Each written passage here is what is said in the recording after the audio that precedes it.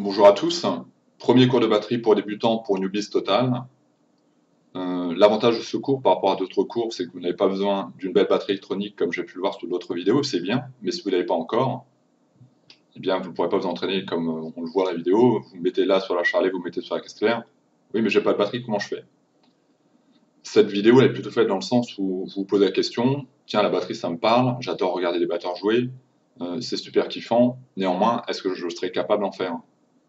Et plutôt que d'acheter une batterie qui va vous coûter cher dans tous les cas, 300 € minimum, que ce soit pour une batterie acoustique ou une batterie électronique, vous pouvez déjà voir si vous êtes capable d'attraper le premier rythme, si ça peut vous plaire, si vous auriez la volonté de travailler, même sans instrument, vous n'avez pas besoin du tout d'un instrument.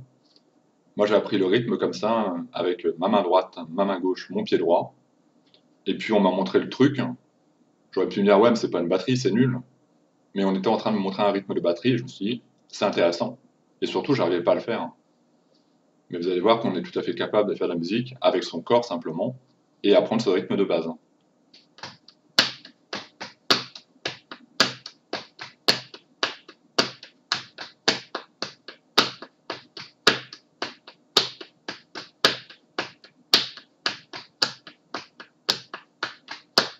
Enfin, voilà, vous voyez que ça pose pas de problème. Après ça, si vous voyez que vous le chopez ou que ça vous intéresse, vous dites ouais mais je préfère quand même être sur un semblant batterie, vous pouvez effectivement prendre un semblant de batterie. Je vous montrerai des alternatives. Les casseroles, il y a tellement d'éléments dans une maison qui peuvent faire du bruit, et c'est possible.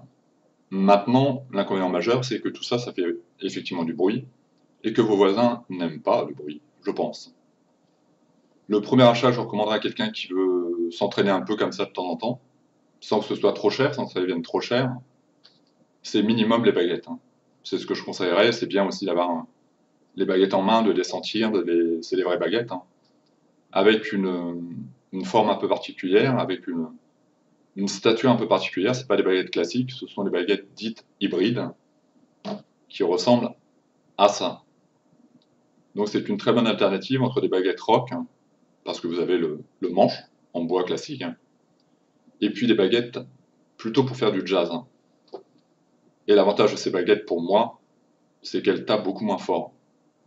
Donc les voisins les aiment beaucoup. En fait, ils ne connaissent même pas, ils ne savent même pas que je fais de la batterie. Ils ne l'entendent pas. L'autre avantage quand vous êtes en groupe, c'est que le groupe peut baisser le volume au moins de moitié. Ça envoie beaucoup moins de puissance. Il y aurait des inconvénients. Avec ces cymbales-là, vous ne pouvez pas taper sur le bord de la cymbale, vous allez abîmer votre baguette. Parce que c'est des poils assez fins. Néanmoins, ça résiste quand même à beaucoup de choses. Il faut taper sur le plat de la cymbale, et là, vous n'aurez pas de problème. Et c'est ce que je conseillerais comme premier achat. Pour le reste, vous pouvez bien trouver une casserole à droite, un système de la grosse caisse, vous l'avez déjà. C'est votre pied, vous n'avez pas besoin de plus. Tout simplement, on va voir, on va essayer de trouver des alternatives pour vous. Ou même une cymbale, ça coûte pas très cher si vous faites les brocantes, les bons coins ou même les magasins de musique. Peut-être que les premières cymbales sont pas très chères. Je vous donnerai le modèle et la taille de la cymbale qu'il faut et ce ne sera pas nécessairement cher. Et après, vous prenez un pied de caméra. J'ai fait des concerts avec un pied de caméra, j'ai jamais eu de problème. Vous le réglez correctement. C'est du système D, on est d'accord. Mais pour apprendre la batterie, on peut utiliser du système D. Donc dans ce premier cours, je vais vous apprendre à localiser votre pied droit, finalement, votre grosse caisse. Parce que je pense que vous êtes habitué à marcher, vous êtes habitué à faire du sport peut-être, mais vous ne l'utilisez pas dans ce contexte-là. Pour marquer des temps notamment. Et là, on va apprendre à marquer des temps, tout simplement. Et puis aussi avoir une certaine régularité, que vos chevilles s'assouplissent, se musclent peut-être un peu, les deux, un espèce de compromis entre le fait qu'elles vont s'assouplir, prendre l'habitude et se muscler. Parce que par exemple, si vous faites de la musique et des concerts, que vous êtes arrivé au stade où vous faites des concerts, parfois on a un ingénieur de son qui fait des balances avant le concert, en fait il règle votre matériel pour le concert à venir, il vous demande de taper sur tous vos pads. Alors ça va être la caisse claire, ça va être le tom, ça va être les différents toms, les cymbales, et puis la grosse caisse. Et des fois, pendant 2 minutes, vous tapez. Et le mec vous dit, vas-y, tape, tape. Je suis en train de régler. Ouais, je tape. Non, mais t'arrêtes pas surtout. Ah non, je m'arrête pas. Tape, tape, tape. Et vous continuez à taper comme ça, puis lui, bah, effectivement, il fait les réglages, et ça peut durer, j'exagère peut-être, mais des fois ça semble long, hein. Tu te dis, mais qu'est-ce qu'il fait? Non, non, mais là tu baisses de rythme, hein. Continue, hein, je t'entends moins. Ouais, ouais, d'accord. Donc vous voyez que pour faire ça, il faut un petit peu d'endurance, un petit peu de souplesse du poignet, enfin du poignet de la cheville. Le poignet de la cheville, vous ne le connaissez pas, c'est une nouvelle planche d'anatomie. Vous voyez, on peut faire de la musique avec tout, hein, même en claquant des mains.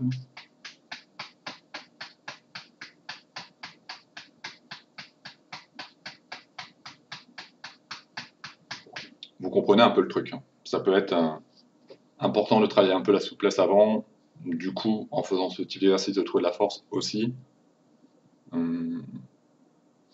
Et puis, on va apprendre à marquer le coup. L'exercice va être simple. Quand je vais me reculer et que je vais avoir la tête coupée, on va simplement faire un coup de grosse caisse, puis 2 coups de grosse caisse, puis 3 coups de grosse caisse. On aurait pu aller jusqu'à 4, 5, 6, 7, mais évidemment, 4, 5, ça demande encore une fois plus de force, plus de souplesse. Vous pourriez par la suite le faire. Il sera même très bon de le faire, mais au tout début, 3 fois c'est déjà bien. Sachant que le rythme de base, on n'utilisera pas 3 coups de grosse caisse, mais 2. Ça vous permet de vous entraîner, d'assouplir, de muscler, de faire une espèce de coordination, de localiser votre pied droit, de comprendre qu'il est fait pour autre chose que marcher, pour faire du sport, pour faire de l'exercice. Là, on est dans la pratique de la musique. Donc je vais me reculer pour que vous voyez mes pieds. Le son va... Non, je vais faire une coupe. Le son sera baissé, mais je vais être obligé de faire un système D et de monter le volume. Dans un premier temps, on le fera sans le métronome. Et puis après, on mettra le métronome parce que je veux que vous habituez assez vite au métronome. Que vous voyez un peu à quoi ça correspond, en quoi ça peut être utile, en quoi c'est pénible. Et souvent, ce qui est pénible, c'est ce qui est intéressant à travailler. Le métronome, ça ne joue pas pendant des heures. Peut-être que certaines personnes le font. Grand mal leur fasse, j'ai envie de dire. C'est stressant, ça agace. Mais 5 minutes par jour de métronome, 10 minutes, 15 minutes, c'est très bien. Et même si vous ne faisiez que 2 minutes tous les jours, c'est déjà très bien. Vous sauriez faire du métronome. Tant que vous vous calez dessus, que vous faites 2 minutes correctement, ou à peu près correctement, c'est pas un problème. De toute façon, ça ce sera pour la suite, mais pour le moment, on va le faire simplement sans métronome. Donc je prends du recul, je me mets en place et je vais vous montrer l'exercice qui est, ma foi, très simple. Bien, me voilà en place. Vous voyez, j'ai même plus de tête, j'ai même plus de corps, il me reste de mes cuisses et mes bras. Bon, c'est déjà bien, je suis encore vivant a priori. Logiquement, vous n'êtes pas un fauteuil, hein, c'est un fauteuil de PC. Quand on fait de la batterie, on est sur un tabouret. Ce qui implique différentes choses. Vous pourriez être en avant pour le coup. Vous allez vous faire mal au rein, vous ne jouez pas comme ça de la batterie. Vous voyez, là je suis penché. Et le tabouret évite que vous alliez en arrière, parce que si vous allez en arrière, vous tombez. Donc évidemment, moi avec la caméra, ça peut être simple, mais il faut vous tenir le plus droit possible, avoir une bonne structure, de façon à ne pas avoir mal au lombaire, de façon à ne pas vous déhancher. Il est important de vous tenir droit. Alors, ne faites pas ce que je fais, hein. Je ne peux pas le faire, c'est par rapport à la caméra, mais le plus droit possible. Vous voyez, il faut que je me réaxe plutôt comme ça. Et donc, votre pied droit, je suis en miroir inversé, je vois à l'envers forcément, obligatoirement, mais je parlais bien du pied droit. Comment vous devez le placer sur votre pédale, en imaginant que vous avez une pédale, et c'est pas dérangeant que vous n'en ayez pas, vous pouvez préparer déjà pour le futur, pour le jour où peut-être vous achèterez une batterie. Vous pouvez très bien jouer comme ça, le pied complètement à plat, et puis donc, comme ça. Mais vous n'avez pas beaucoup de puissance, vous n'avez pas beaucoup de force, ni beaucoup de... en fait, de force, donc vous pourrez perdre très vite, en tout cas à mon sens, moi personnellement je n'y arrive pas. Vous pouvez jouer comme ça, donc un peu sur la pointe des pieds, pas complètement comme ça, hein, juste un peu. Personnellement, c'est ce que je fais, c'est ce que je trouve le plus simple. Et la chose à éviter, c'est de jouer comme ça. Sur le talon, le pied en l'air comme ça. Vous imaginez bien tout le chemin qu'il y aura à faire pour descendre. Là, c'est pas très long. La chose à ne pas faire non plus, c'est lorsque vous donnez un coup, de relever le pied. Bon, vous restez le pied sur la pédale, vous le soulevez un peu, quoi, en fait. Mais pas comme ça, vous ne relevez pas, vous ne faites pas des à-coups comme ça. Et puis on va commencer l'exercice en tant que tel. Donc, un coup, deux coups, trois coups, sans métronome. C'est pas, finalement, il n'y a pas d'importance là pour le coup, il faut simplement que vous marquiez les 10 coups.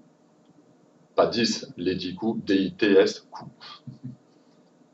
Allez, c'est parti.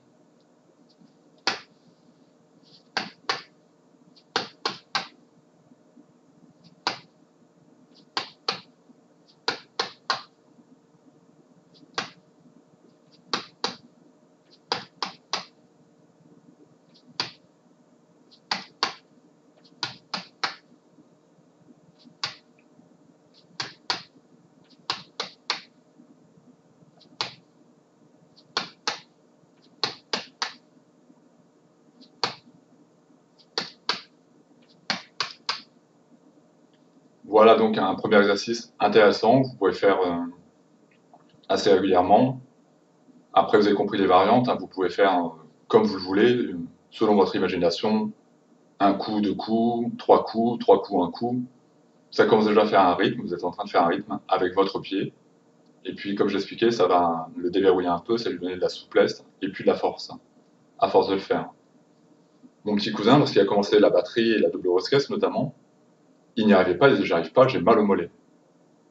Et c'est normal, faut déjà le temps que ça se fasse, et puis il serait pas négatif d'avoir une bonne hygiène de vie à côté, de faire un peu de sport, de faire un peu de marche à pied, de renforcer tout ça, de faire des étirements, histoire que le muscle soit préparé, parce qu'effectivement c'est toujours un peu fatigant de taper le pied, ou même comme ça, hein. Vous voyez que le mollet il bouge, c'est toujours un peu physique quand même.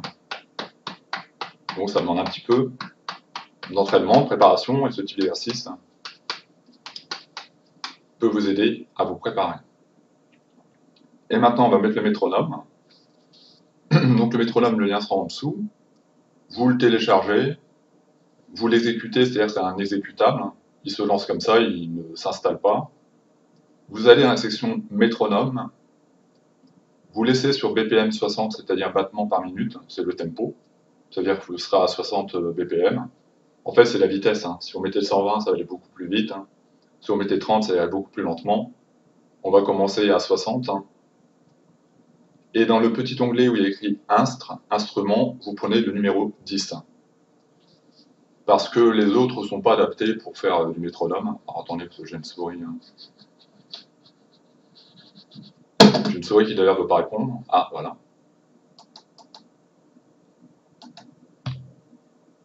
Vous voyez, le son numéro 8, c'est une grosse caisse. Hein. Donc, c'est pas vraiment ce qu'on veut. Et j'ai testé un petit peu tout. Le mieux, c'est le numéro 10. Voilà. Je vais monter un peu le volume parce que le métronome, c'est bien d'entendre un peu plus.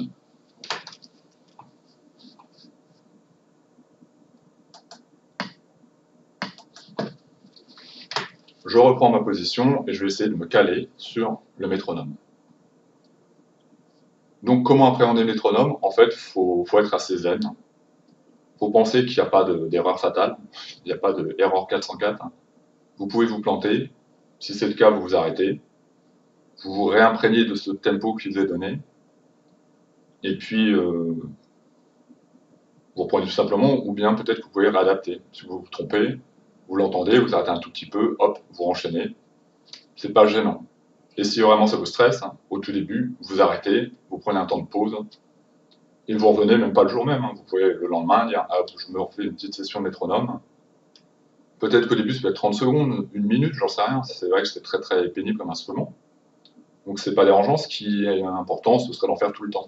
Dès que vous faites de la batterie, il y a un petit moment où vous accordez un temps pour jouer au métronome, de façon à apprendre à le faire. Donc je lance ce fameux métronome.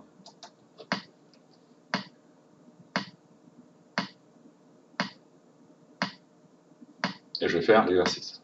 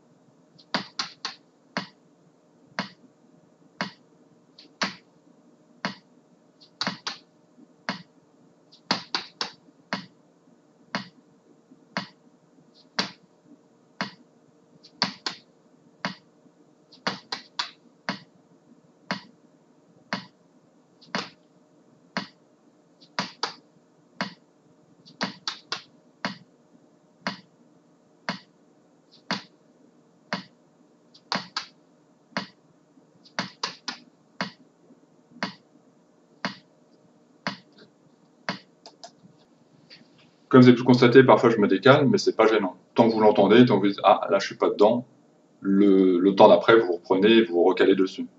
Le plus important c'est de se rendre compte que vous êtes décalé. Faut pas que ce soit ultra dérangeant à l'oreille. Ce serait davantage problématique si vous me dites en jouant et que vous êtes complètement à côté, que vous ne vous rendiez pas compte, parce que là du coup vous pourriez pas rectifier. Mais si à l'écoute, hein, quand vous faites un rythme, vous dites non mais là je suis pas dedans du tout, c'est normal. Il faut du temps pour arriver à le faire. Par contre, si vous l'entendez pas, vous ne pourriez pas rectifier parce que vous allez continuer. Et la personne va arriver, elle ne mettez pas du tout dedans, mais si vous ne vous en rendez pas compte, vous allez continuer comme ça et vous allez prendre une très mauvaise habitude. Donc se planter, c'est normal, pas être dans les temps, c'est normal. Il faut juste apprendre à se recaler dessus et puis à recoller au wagon finalement. Et le temps qui était raté, bah, c'est pas grave, vous reprenez vos temps d'après et vous reprenez votre rythme. Donc voilà pour ce qui était le cours du Poum, la grosse caisse. Et maintenant, on va passer au Poum Chak. Grosse caisse claire. Donc c'est un langage qui pourrait vous sembler familier, même enfantin, mais je mettrai un lien en dessous d'une interview du batteur de Gojira, Mario Duplantier. Il est avec un autre batteur, il parle un petit peu de musique, donc de rythme de batterie, notamment d'un morceau. Et il demande à Mario comment tu as fait sur ce morceau-là, parce que j'arrive pas à comprendre la batterie que tu as mise en place, c'est super technique. Et Mario va lui expliquer par des pumchak. Et en fait là j'ai commencé pied droit, pied gauche, et puis j'ai fait poum tchak, tchak tchak tchak, poum poum tchak, tchak tchak tchak, poum poum poum tchak. Et le batteur, étonnamment, on pourrait penser, comprend ce qu'il veut dire. Parce qu'on sait que ça représente un rythme de batterie. Le poum tchak est certainement pas. Je pense que les mecs qui ont fait des sessions et qui sont des batteurs, qui ont pris des vrais cours pendant longtemps, vont plutôt parler de mesure, vont plutôt parler de temps. Vont dire là tu fais un triolet, là tu fais une noire, là tu fais une croche. Mais quand on ne sait pas, quand on est autodidacte comme avec les personnes qui jouent, si le guitariste veut que je fasse un rythme particulier et que je n'ai jamais travaillé le morceau, il va me faire du poum tchak. Il va dire là tu t'arrêtes et tu fais poum tchak, poum poum tchak, poum poum poum tchak tchak, poum poum tchak. Et je comprends. Alors j'essaie de le faire. Je me cale, en fait, je me calque sur ce qui vient de me mimer quelque part. Très souvent, c'est pas ça. Donc il recommence, il me le refait, parce que lui, il a une idée précise du rythme qu'il voudrait que je fasse. Et au bout d'un certain temps, on se cale dessus, ou en tout cas sur un truc qui colle. Le plus souvent, pour être honnête, c'est ça. Vous n'avez pas à le faire directement en répète, mais vous trouvez un rythme qui est assez proche, et finalement le morceau peut continuer. Ça dérange pas les musiciens, c'est dans les temps, ça colle, et je pense que le guitariste se dit bon, c'est pas vraiment ça, mais ça correspond.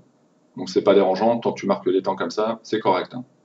Donc on peut tout à fait communiquer par pumchak. Après, ça dépend peut-être aussi de la musique que vous faites. Je vois assez mal Meshuggah expliquer aux autres musiciens, aux batteurs en question, où il y a beaucoup de contretemps, ou en plus c'est de la double, de cette façon-là. Et je pense que les batteurs pros travaillent, enfin c'est même pas je pense, c'est sûr, ils peuvent en tout cas travailler sur partition, des partitions de batterie.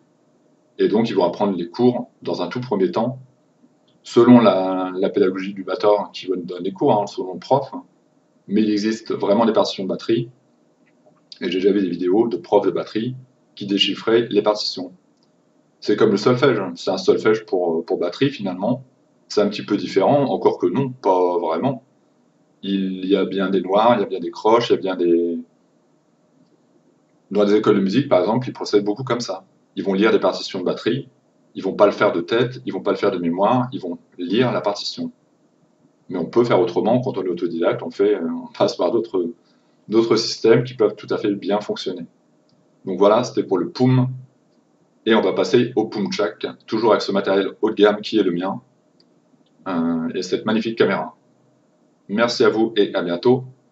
Seconde partie, Pumchak.